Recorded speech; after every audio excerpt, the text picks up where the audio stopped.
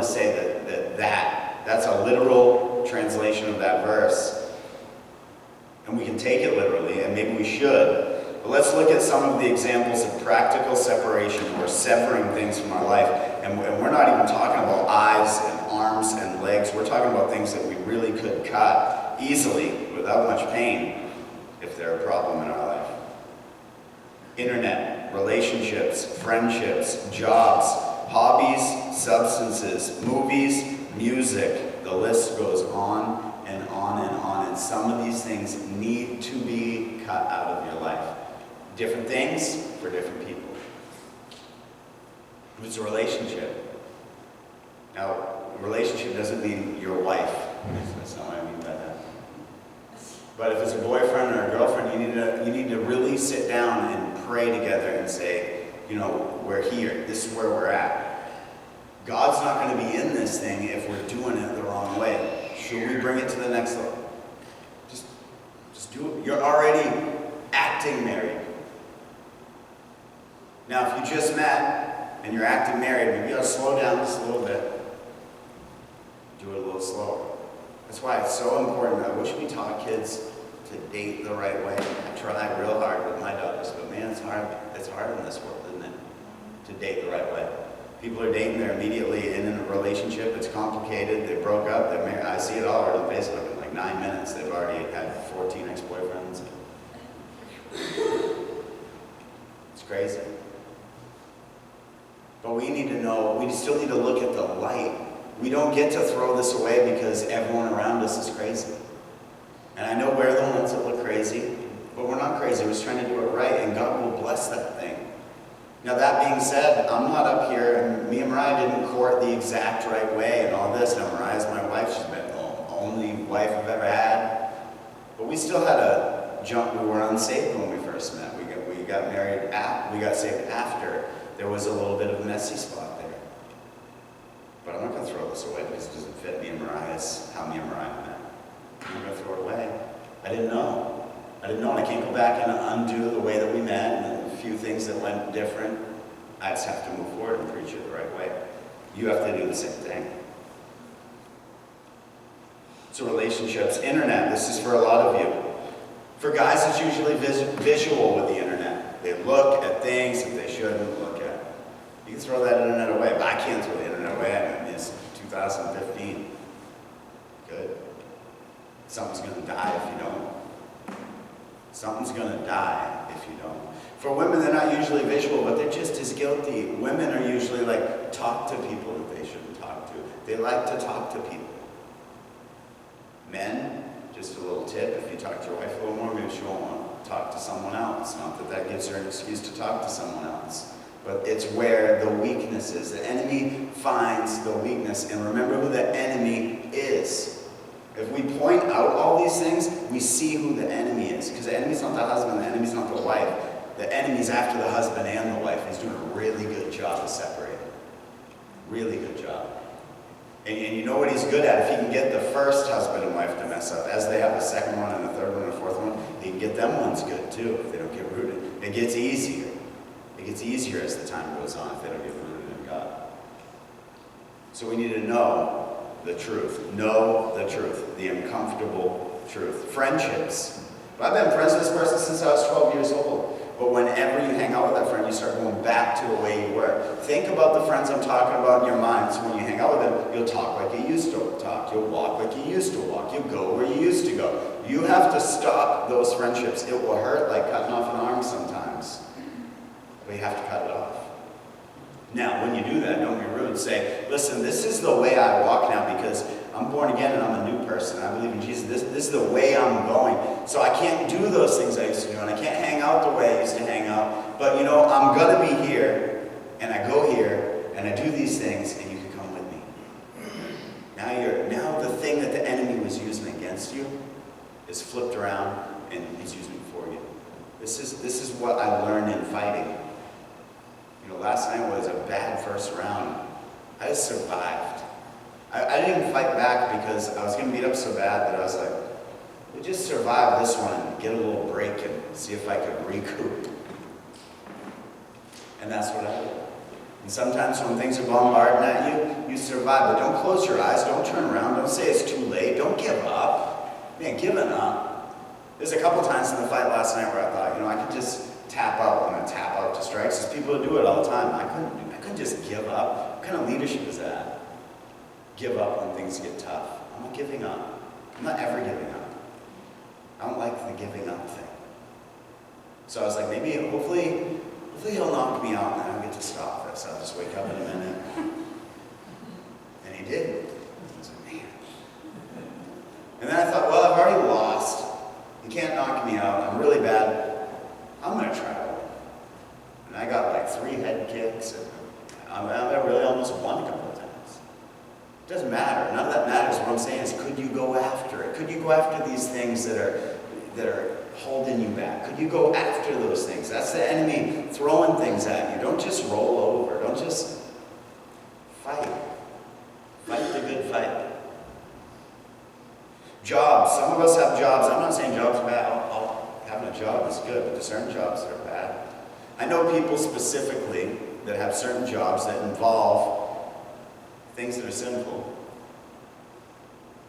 Not only will they not quit that job, because they do that job, they can't come to church because they know that their job would be condemned if they came to church, but they are a Christian or think that they're a Christian, understand the Bible, and really wish that they could come to church, but they understand. And I always say, hey, you can still come to church. We'll worry about all that later. They don't want to worry about that later. They don't want to ever, their thing doesn't want to ever be under attack. Their job is an idol, and it's more important than serving God. It's more important than their kids knowing God. It's more important than everything, whether they know it or not. Like, that job needs to be cut off. I don't care if you lose money. And then even simpler than that, like I said about the Sundays, they just work all the time. People work all the time so they can drive this nice car. Where they drive the car? Homework, homework, homework, homework. Real nice seats. I'd rather drive my junkie truck. Because they pay $1,000, $500 a month. They have this nice house. They're never in the car or the house. Got the pool and the hot tub and the nice wraparound. They're too tired to use any of this stuff. They just don't even use it. You know what they do with this? Once in a while they invite friends over and show them. Look, I got this over here, new grill. Never used it. What's that? That's idols. I've been there, though. I've been there. Hobbies. We can all have hobbies, but make sure your hobbies, you're using them to glorify God. Maybe you play racquetball every week for 2 hours. Nothing wrong with that. I think Carl played tennis. I do grappling. People play golf. All those things are great things. But if you use those things to escape the will of God, meaning I'm with the boys, I can talk how I want, I can walk out how I want, I can do what I want, I can look at who I want, I can be, I'm just a free man, I'm my own man. It's me time. No, there's no me time. There's no away from God time.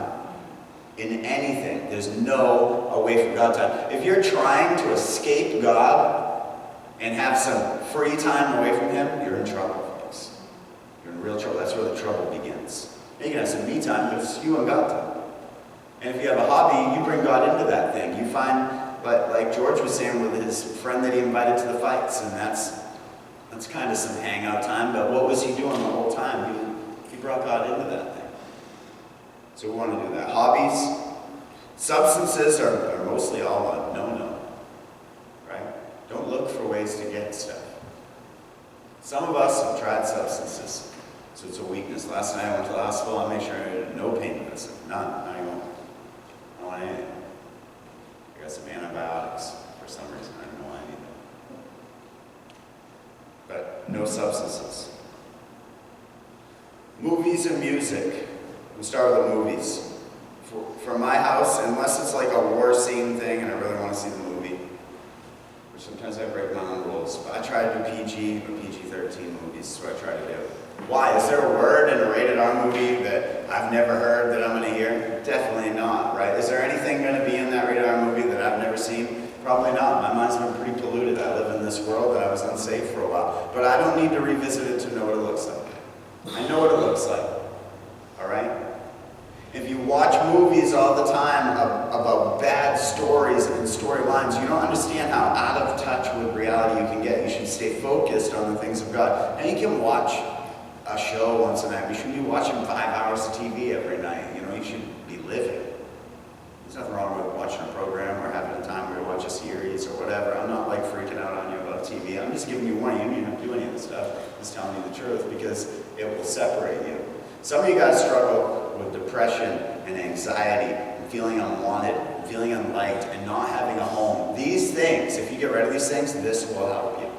You think about the movie. A lot of movies really twist what reality really is. Like I was saying this morning, a guy's the good guy, right? And his wife gets stolen or something, then he's allowed to go and kill like 400 people just to get his wife back. He never goes to jail. The people's lives don't matter. Innocent people get killed. Buildings get blown up. That's not how reality is. We don't need to escape reality. God will offer us our escape. Anytime we're looking for escape in other things, we're going to be in trouble. Music. Music, I think, is an important one. As I said this morning, when me and Mariah were going through a hard time out here, we would be riding around. We'd always ride around because we went from owning a multi-million-dollar business to owning a Chevy Astro van. So we rode around in that Chevy Astro van a lot. And the way the Astro van worked is we just had a radio, so we'd ride around. And there'd be these songs on. And the songs would be, because you listen to regular radio. When you listen to regular radio for a while, it makes you like real depressed. So songs come on, make me sad, make me mad, me and Ryan be bickering about the songs, you know. I'd think the song's about her, so it would be. But songs can really play an emotional part in your life. How much better would it have been if I could have just turned that dial, I did later, to Christian radio and listened to it? It would have mended us. Instead, the songs of the world were tearing us apart. It really was. It's huge. You should watch what you listen to. Now, when we go on a road trip, I'll be honest, one station will come in, so we surf, and I like old 80s music sometimes. I'm not saying it all the time. But what are you listening to all day? In and out, in and out. You listen to things that make you think about something that's not reality. Don't escape. The list goes on. There's a lot of things that stand there that you could cut out of your life.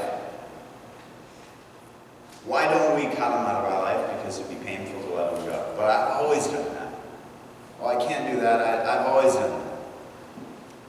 You gotta cut certain things out. You've always had an eye, and he's telling you to cut that out if it offends you. You've always had an arm, he's telling you that. It's serious.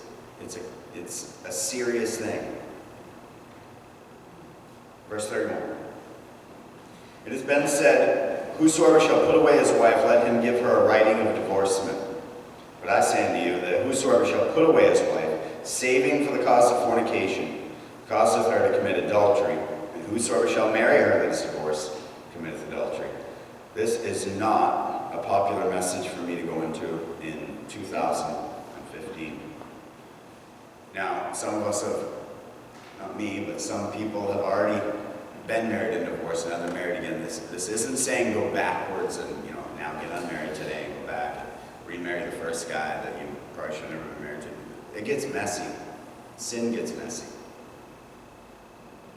But that's not a reason not to preach the truth now, because there's a lot of people who are thinking about divorce, who are on the fence, who are doing, this shows you there is no divorce. It says, except for cause of fornication. But I want to explain this fornication clause as I understand it. I believe that when there's infidelity in a marriage, that you could, I guess under God, you could get a divorce. You could do that. But I think of it like this. I'm a child of God. I've been saved. And I guess I always thought it was weird when I first got saved. Like, the church is the bride of Christ. I was like, well, I don't really want to be a bride, kind of a guy. I don't want to be a bride. I didn't get that whole thing. But as I settled into it, I kind of got it. And I think that one of the reasons that I got it is because of these verses right here. And it would be hard for me. Now, me and Mariah haven't had this problem, but it'd be hard for me to say to Mariah, I can't forgive you, and then stand before God, regardless of the thing. That makes me vulnerable and weak, and You imagine standing before God and saying, well, I divorced her because she made a mistake. With the mistakes that you've made, that would be hard to do. That would be real hard to do. So I think he put it in there so that a husband or a wife who have gone through this wouldn't torment each other for the rest of their lives. But where forgiveness can be given, it should be given. Where forgiveness should be given, it should be given. It's been given to us freely, and look at how guilty we are. Even after being saved, I have left, I have visited other gods. And some could say, well, how could you ever? I don't know how. I just got tricked. Now, I went back to my dad, but I left my dad for a little while, too. I turned my back, and God welcomed me back with open arms. So, there's very few things that I couldn't forgive someone for. Very few. The list is real small. I'm not even going to say them because I don't want to be tempted to see if I could forgive someone for them. They scare me. I just don't like them, so I don't even want to deal with it. It's like I said with Cindy, praying for patience. I'm not going to go through the things that I don't think I forgive someone for, because I don't have to learn that lesson.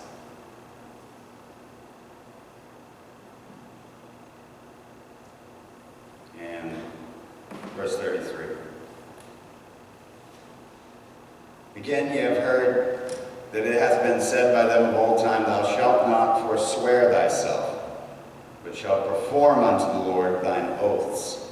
But I say unto you, swear not at all, neither by heaven, for it is God's throne, neither by earth, for it is his footstool, neither by Jerusalem, for it is the city of the great King. Neither shalt thou swear by the hand, but neither shalt thou swear by thy head, because thou canst not make one hair white or black. Let your communication be yea, yea, and nay, nay. Whatsoever is more than these cometh of evil. So the main thing is when you swear about something, not swear like a curse word, but swear that you'll do something. Whatsoever is more than I'll do that, cometh from evil. Why do you think that is? Why would you need to swear? Why would you need to say, I swear to Bill that I'll do that tomorrow? Why would you need to do that? Because you're trying to prove that you're not a liar because you know that you've been lying.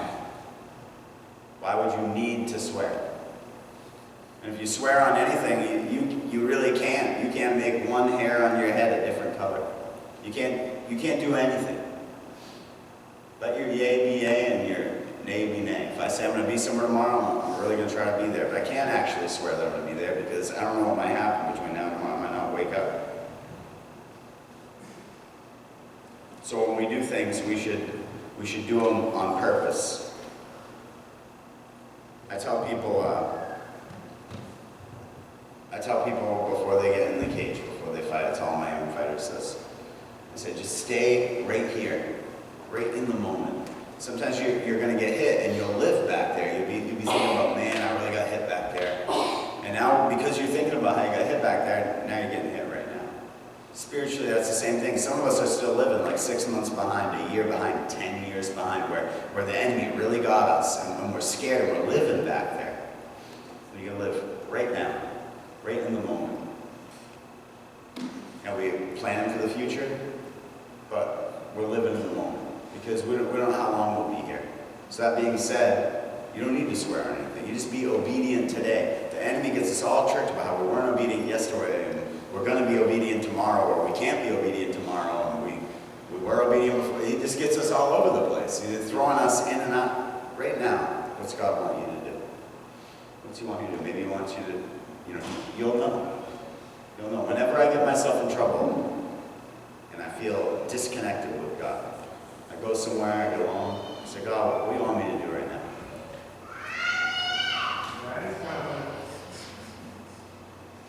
I know what Phil's got to do right now. So, usually I got a little more pizzazz. I apologize for being a little quieter tonight. Maybe I was, maybe I wasn't, I don't remember. But next week I'll be back to myself. Let's pray. Father, pray that you can continue to deliver on this topic of the Sermon on the Mount. I pray for the next series as well.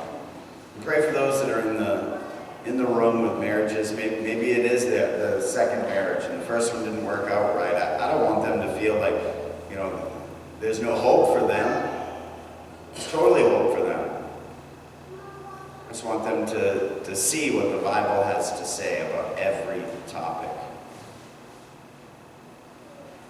And we know that we've all fallen short of the glory of God, and that we all had a perfect plan at one time, and we messed that plan up, and God is just constantly rewriting us, because He's the author of our salvation.